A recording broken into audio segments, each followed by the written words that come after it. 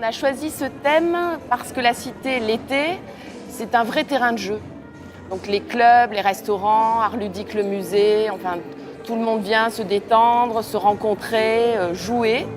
Et on voulait offrir aux petits et aux grands un espace très ouvert, entrée libre, accessible pour tous, avec à la fois des jeux très technologiques et puis des jeux inventés ou pas, très simples. Et le jeu a toujours été un moyen de permettre la rencontre, de permettre l'échange et de créer des communautés qui vont se retrouver le temps d'un jeu et garder cet esprit après le jeu. Je pense qu'on a besoin en ce moment de ces moments de pause, de détente et de partage.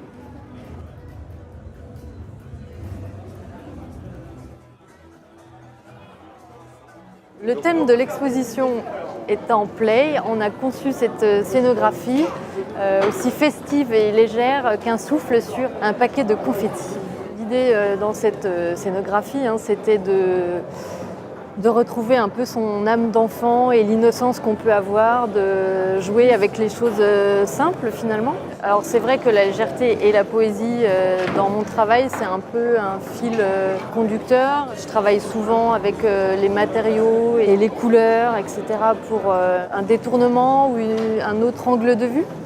C'est un peu ce qu'on retrouve ici dans finalement dans cette scénographie, parce que c'est quand même des confettis à très grande échelle. Et c'est vrai que c'est quelque chose qui guide ma démarche. So people can just take a piece of paper and draw almost anything they want. So for example, I can draw this strange bird. And so then when you like your drawing, you can invent anything you want. You just take your drawing and you put it on the machine. You close it and then you press copy. And then a small bell sound rings. And then afterwards you can open the machine and your drawing is right there on the ceiling. When I started this project, I was really interested in creating like a magical experience where people would create something out of nothing.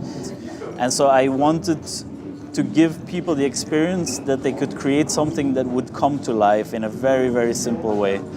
And then from this I started thinking how it would be technically possible, and I started writing software and making tests.